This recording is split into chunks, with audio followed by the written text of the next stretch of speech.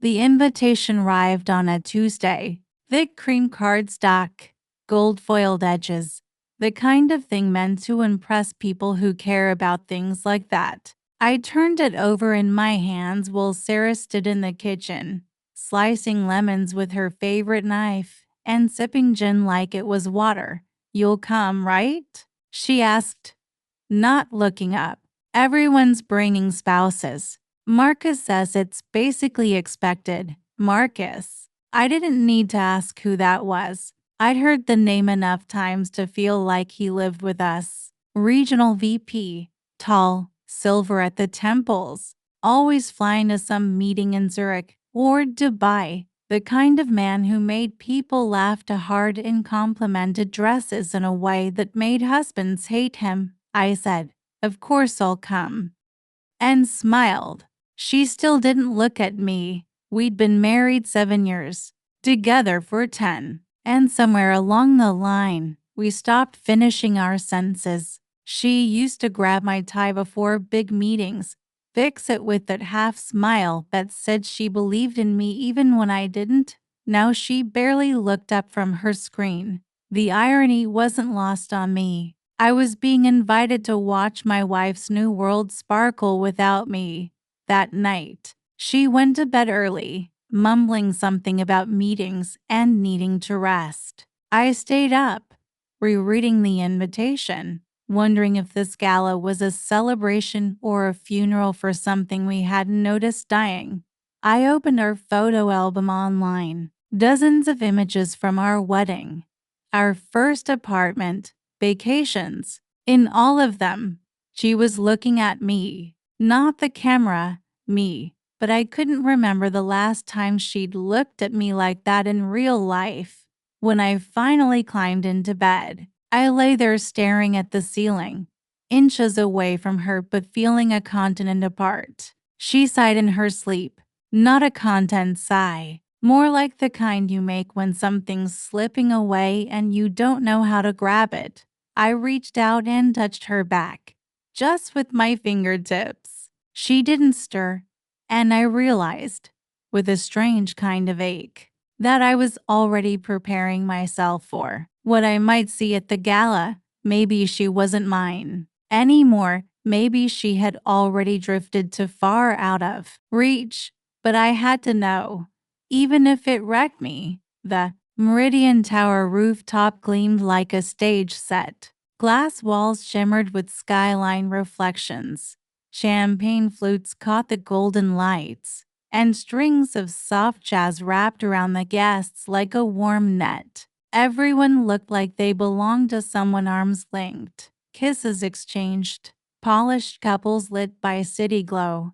And then Marcus arrived. I recognized him instantly, even though we'd never met. He moved like the room was his. Tall, tanned, silver strands at his temples, sharp jawline, a tux that fit like it had been grown on him, not tailored. People parted for him. Men clapped him on the back. Women's eyes followed his path like moths to a flame. When he reached us, he went straight to Sarah, kissed her cheek slow, too slow. One of those European-style greetings with no accent to justify the extra seconds. "Sarah," he said, smiling. "Stunning." She blushed. She actually blushed. I stepped forward and held out my hand. "David." He shook it like he already forgot the name. His eyes barely met mine before returning to Sarah.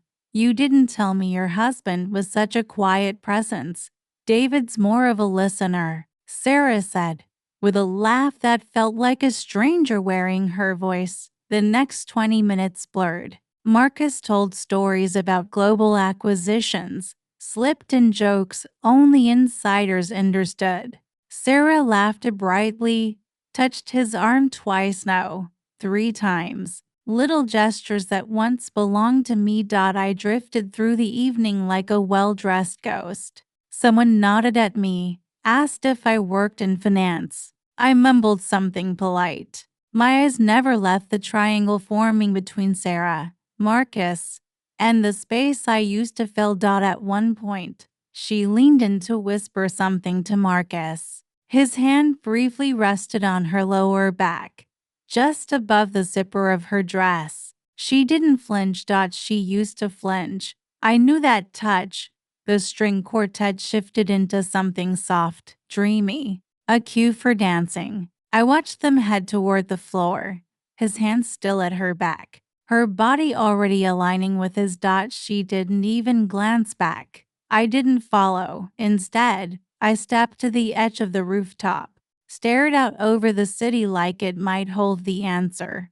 The skyline was beautiful, cold, remote, just like the woman I came here with. And still, I didn't confront her. Not here. Not yet. Because the worst kind of betrayal doesn't shout. It dances. The quartet slowed into a haunting rendition of something vintage Ella, maybe. The kind of song meant for lovers who've survived too much, or those still pretending they haven't. I watched from a distance as Sarah melted into Marcus's arms. Not in a clumsy, flirty way, in a familiar, practiced rhythm, like they'd done this before, like she already knew the beat of his body. Her cheek hovered near his chest. Her eyes fluttered closed. Something in me didn't snap. It settled. I walked across the rooftop, calm, no glass in hand, no raised voice, just one step, then another. Like moving through a fog.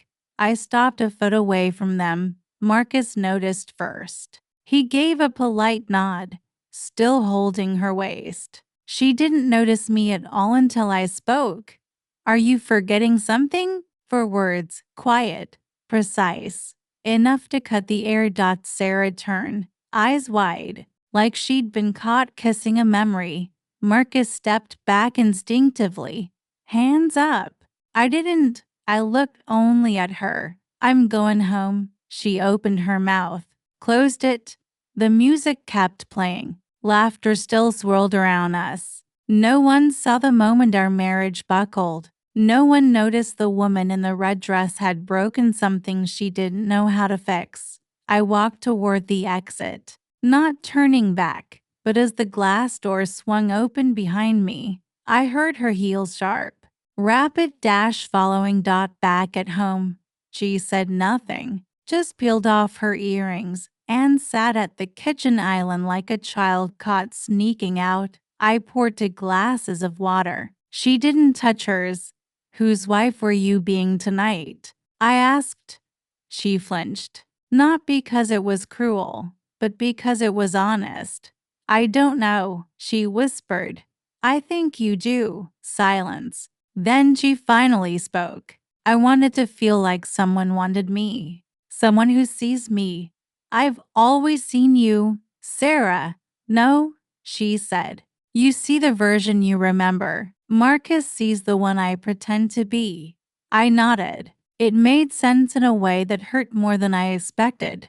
She reached for the water, then stopped. Her hand hovered above it, shaking. I don't want him, she said. I just forgot I still wanted us.